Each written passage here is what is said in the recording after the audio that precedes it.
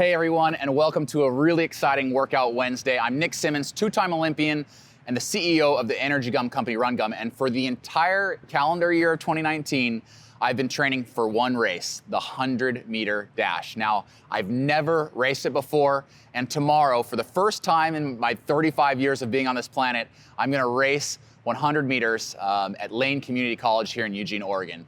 I'm super excited, but I have no idea what to expect. And so I've come here to the University of Oregon where my coach Jimmy Radcliffe coaches, and today we're gonna do a predictor workout. Jimmy says that if I do a 30-meter sprint from blocks and a 30-meter fly timed with the free lap timing system, so we have it down to 100th of a second, he can predict pretty darn close what I should run tomorrow night. So that's the workout today. You can think of it almost as just strides, just going through my pre-workout warm-up and going through the motions, practicing my blocks one more time. But we are gonna be timing it so that I can get a pretty good indication of what I can run tomorrow evening. Now, my goal, of course, is to break 11 this season. I'm gonna get 4 shots at it, tomorrow being the first of those 4 shots. I think I'm probably in sub-12 shape right now, but this workout should give me a little bit more data-based expectations. Let's have at it.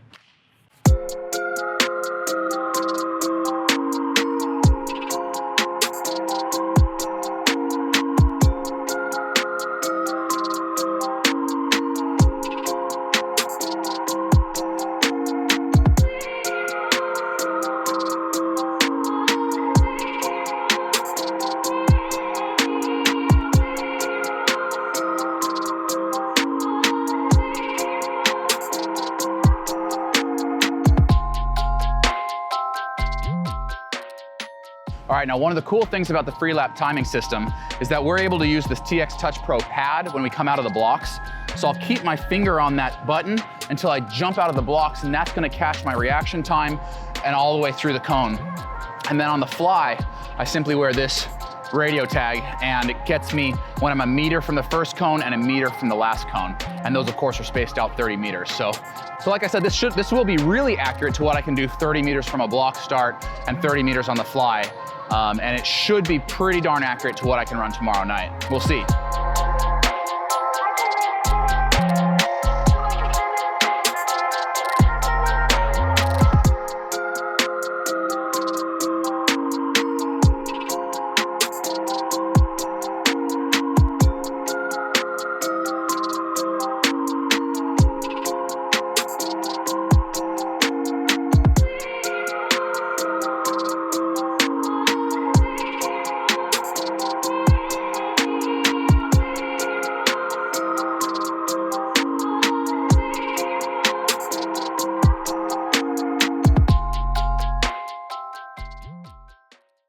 Okay, so the good news is I didn't tear anything.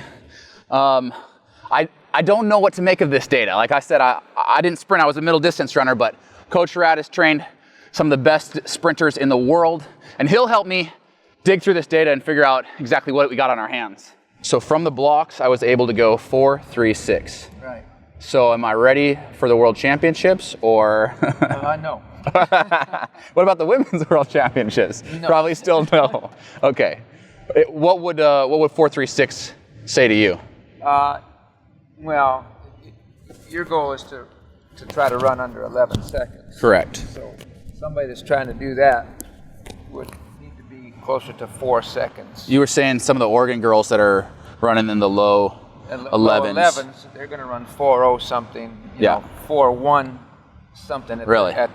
at the slowest, yeah. What about the ones that have great foot speed but maybe aren't as good out of the blocks? 4.1. Yeah. What about the ones that are really good at blocks and that's where they save a lot of their time? Are they under 4? Some of them do. Yeah. Some of them do get under 4. Okay. Type of thing. And so like all of our guys, you know, we're trying to look at them being in the 3.8s or even really? 3.7s, right? Okay. But that's also because we want them to run 10.5 or better or something right. like that. Okay. So then on the fly, I was much better. I was able to go 3.22. Right.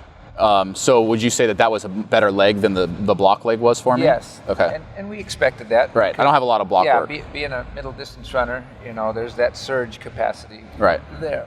but that still needs to come down. What would you want to see a 10.99 runner running it for a 30 on a fly? Under 3. Under 3. Oh my gosh, I got some work to do. Yep.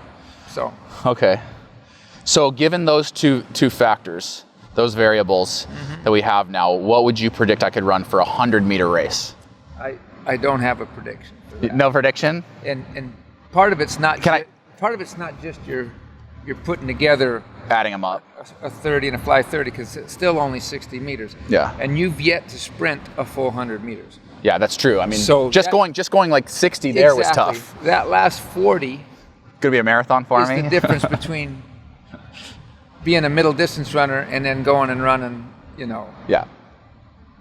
a 2-mile or something like that. Totally different things. Or a 3K or something. Yeah, because I was digging for 30, and then by the end of that, I was like, I'm pretty gassed here. I don't have a lot left. And it's not just being gassed, from this standpoint. No, it was just the ATP in my legs. It was gone. The ability to continue to lift and whip. Yeah. Get good hip flexion, keep a postural control. That's the stuff that breaks down, and then you start overstriding and more time spent on the ground. So that's where it really falls apart. So, if you were a betting man, would you put not. Which you're not, but if you were, and the over/under was 12 seconds, what would you be, over or under? Knowing you, I would bet being under. Because I game up. Yes, but the fact that you have not run a full 100 yet, sprint capacity, I don't know if I'd take that bet this first time. Okay. Yeah. All right. Well, there you guys have it. We're not going to make a prediction. I'm putting the over/under at 12 seconds. I think I'm going to be under, but there's only one way to find out. I always say there's not a single workout that can tell you what you can run. Exactly. Ultimately, you got to put the spikes on your feet, get on that starting line, and then you'll find out exactly what you're made of. Yeah. And then it's on the day. Exactly. And I've got 4 chances. Tomorrow is the first one. If you want to see that, you can tune in live on my Instagram. We're going to stream it live over at Nick Symmonds. Again, thank you, Coach. Always fun working with you. Here we go.